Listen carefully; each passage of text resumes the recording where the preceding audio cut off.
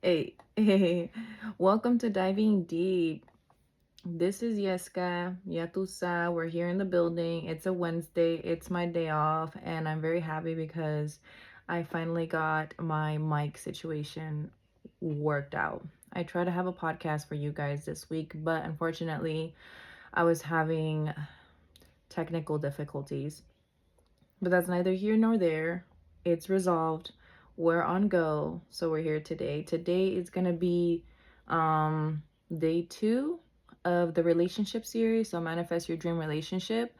And so that's what we're going to be going over today. So last time, if you listened in, we talked about self-love being the foundation, the beginning of you essentially manifesting your dream relationship or making that happen with your current partner, whatever that may look like. And today we will be going, and this section is going to be called heal and release. But before I get into that, I do have an update. If you listen to my podcast, I ask you to leave a review. I will be reading the reviews out loud on each episode, so don't make me look bad. Give me at least one review. Otherwise, every time I'm going to be coming in here, I'm going to be like, oh, well, people must know that there wasn't a review left because there are no new reviews. So if you listen to Diving Deep with Llesca, go on Spotify, on Apple, leave me a review, leave me a rating at the very motherfucking least. Help me out. Um, yeah, obviously I don't charge to do this, and it'd be nice, I'm not asking for money, but I am asking for a review. That would help so much. And if you leave a kind review, I will definitely shout out your socials if you want, at the beginning of the next episode. So anyway, with that being said, again, I have an album coming out May 4th, and I chose it because I like the way it sounds. May the 4th be with you. It's like some Star Wars shit or something like that. But I also looked, and we're not going to be in retrograde anymore. So I was like, you know what? It's a good time to drop some music. So it's going to be very chill, but also inspiring vibes. We have a couple bonus songs. It's not like a super huge album, but I did pour a lot of my heart and my new way of thinking these days into this album. So I really hope you guys tune in for that. Again, that's May 4th. And we have the first video dropping May 19th. So save the dates. Okay? Okay, got it. Now, with that being said, we will be moving on to the actual section, which is the heal and release. So essentially, when you manifest your dream relationship, you got to look at it as a whole. You can't just have this dream relationship and not either nurture yourself or nurture your partner, or figure out what works for best for you. But at the very foundation too, we have to acknowledge and process our emotional wounds, because that's part of the package. Essentially, being in love, it is your emotions, the way you feel about somebody, and whatever you've gone through in relationships in the past, that's definitely going to affect how you think and how you feel in your current or future relationships. And we're talking about romantic. So essentially, you do have to acknowledge, even if you don't want to look at it, even if, like, for example, you had a heartbreak and you break up, and then you're like, oh, fuck the world, fuck this, fuck that. And you just, you never actually try to heal it. You're just on fucking mode, or you work harder, or you do this, or you do that. And then all of a sudden you start dating again, or you think you're ready because you're quote unquote happy, whatever. But then all that shit that got brushed under the bed is going to come out. So it's definitely important to keep this in mind, that no matter, even if it's not romantic, but especially in romantic, you do have to process any pain that happened in previous relationships, or whatever, happened. For example, um, like me, I didn't take time to grieve a certain relationship. And then later on, it became kind of confusing because all those feelings started coming up after. This is like months and months and months after the breakup. Right after the breakup, I felt good. I was ready to get the fuck out, like, not in a bad way, not a bad person, but I was like, you know what? I'm tired of not getting my needs met. So I'm gonna love myself more. I'm gonna say fuck it. I'm gonna do me, blah blah blah. But then I was on go mode a lot. You know, I was working and then I was doing all this extra stuff like my music and other things and so much on my plate, very little sleep, and I didn't give myself time to process any of that. And then it bit me in the ass because all of a sudden it's like, bam, slap me in the face. And it's like, all of a sudden I'm like really fucking sad. I'm like, what the fuck? And it made me want to reach out to my ex. And not in the way that I wanted to get back with him, but just in the way I'm like, oh my God, like we never really, like, really just came to a closure or a talk or something like that. It was just like, I gotta get out of here. And then I also didn't process it. So it was just very confusing and it just hit me out of nowhere, which is not very, I'd rather deal with things deal with things in the moment than it come and surprise me later, if that makes any sense. But it started happening when I started getting the feels for somebody. And it's confusing. You're like, wait a minute, what the fuck is going on? I know I don't want to go back to this person, and I know I like this person, but that's what happens. You want to avoid confusion. You want to avoid anything that's whatever. It just gets messy. You know what I mean? And that's not to say that you won't feel sadness in waves later down the road, because especially if it was somebody you really loved or spent a significant amount of time with, you're going to have those waves regardless, but they won't be confusing, if that makes any sense. Anyway, so second part is letting go. Letting go of limiting beliefs and old patterns. So if you got it stuck in your head that uh, uh if you get in a relationship it's going to look a certain way, or if I don't know, you just think the worst of the opposite sex, or even if it's same sex, whatever, if you're not willing to let go of those beliefs, you will not get better, because even if you get better, you're going to sabotage that relationship until it becomes what you thought it was going to be or is or whatever. That's just the way it happens. It's weird how the brain works and how energy works. um Energy does influence matter, and it's like proven by like science and everything, like this self-fulfilling prophecy, psychology talk. They all have different names, but it comes down to the same thing. So if you don't work on letting go of those things, you don't make way for those beautiful things to happen, or you will poke at your partner until you get the reactions that you expected, or and then you're going to be like, oh, see, I knew it, I knew it, I knew this was going to happen, I knew they were going to do this to me, I knew that this is going to be this way, this is why I don't do relationships, blah blah blah blah blah blah blah. So you'll just keep reinforcing your limiting beliefs, but it's really on you, honestly. So cut that cut that shit, pretty much is what I'm saying. You do have to forgive. A lot of people, I mean, for me, I think forgiveness is important, not for the other person. You don't have to tell them to their face, oh, I forgive you for blah, blah, blah, blah. Most of the time, they can be like, bitch, you crazy. Like, because most people that hurt people either are unconscious of it and they're like, what the fuck, you're crazy, or they're conscious of it. So they're not going to give a fuck regardless. So don't waste your breath. And, but overall, I think forgiveness is important for each of us because we have to cut ties with the past. When we don't forgive, it's kind of like you're still holding on to something, even if you're moving forward, even if you're, living a different life or whatever, you're still holding on to something because you're holding on to that resentment.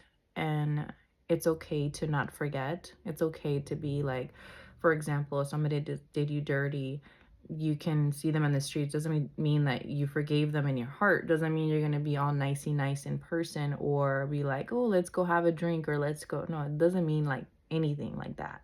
It just means that you're at peace. You can stand your ground. You can stand on business. You can stand on business. But doesn't mean, that forgiveness has to be this rainbows and butterflies type shit. No, forgiveness is just, you know what? I forgive them not for them, but because of me, because I deserve peace. I deserve to let go of this pain. I deserve to release grasp on my past that's not serving me anymore, right? Because you're never going to forget it. I mean, it's there, the damage is done. So why even holding on to more, any more than you need to, right? So that's very important. And it does play into relationships because whatever you carry with you, it's going to come up. You know what I mean? So forgive yourself also. Forgive yourself for not doing better. Because oftentimes when we are in a world of hurt and we're in a bad relationship, sometimes we can beat ourselves up. We're like, why didn't I leave him sooner? If only I left before, or if only I had done this, if only we can kill ourselves with just saying all that kind of shit. So try to avoid that when possible. Just know that, you know what, I couldn't do it then, but I did it now. I'm stronger now and I forgive myself. And maybe it was a year later, maybe it was 10 years later until I could cut ties, maybe it was whatever, but you did it or you're working on it. So be forgiving to yourself. Don't put yourself down, because if you're already in a bad spot mentally, emotionally, spiritually, you don't want to add to that. Releasing attachment to past relationships or experiences. Okay, this is a big one. This is a big one because when we had something good, we tend to reminisce a lot, you know. And when we do that, it's not bad, right? But just knowing when something is over, make sure it's over. Like, it's done. You know what I mean? Otherwise, you can't never really move forward because you're still attached to this idea. Or let's say you're staying single. Let's say you're not even trying to date anybody, but you're like living the single life, you're trying to be a better person, blah blah blah blah blah. And then like you always have this little naggy thought in the back of your mind, like, oh, maybe they'll take me back of this, or maybe if I would have done that, or I just need to get my shit together, or they just need to get their shit together, and then we'll be good. All these hypotheticals, all these like fantasy thinking, what is it called? It's not fantasy thing. It's called, I'm trying to think. I don't know. I can't think of the word right now, but basically just wishing. When you find yourself in that wishing state, or just holding on to something for just in case, or what it might look like, or maybe you could get back together, it's not a good place to be. That's saying that, that's putting out to the universe that you're not worth it, that you're not worth it to meet somebody that actually meets your needs, or that you're not worth it to change for yourself, that you don't love yourself enough that you can move on and use this sacred time if you're single and work on yourself so that in the future you can be a better person and attract a better person as well. And lastly, we have creating space for new love and opportunities by healing. So we create space for new love and opportunities by healing.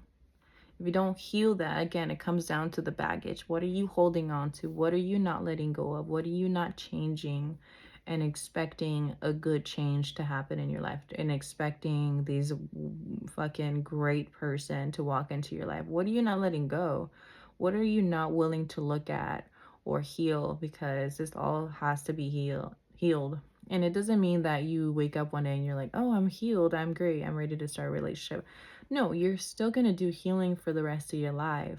So that's why it's important. It's like an active practice. Just like anything, it takes practice. And anything good, honestly, doesn't matter who you are, whatever skills, talents, whatever,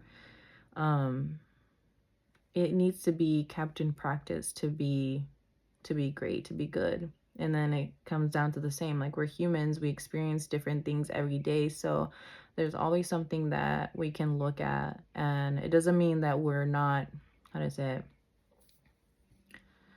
I don't know what I'm trying to get at. I just had a brain fart. But essentially, yeah, we're always going to be healing, but don't, like, also not, I think this is what I was trying to say, like, don't get stuck in the mentality that you always have something wrong with you, because that's not the case. It's just simply being more mindful and being more self-aware of what's going on, what you say, what you do, why things happen. Just being, being a more conscious person. It helps. It helps you, it helps everybody.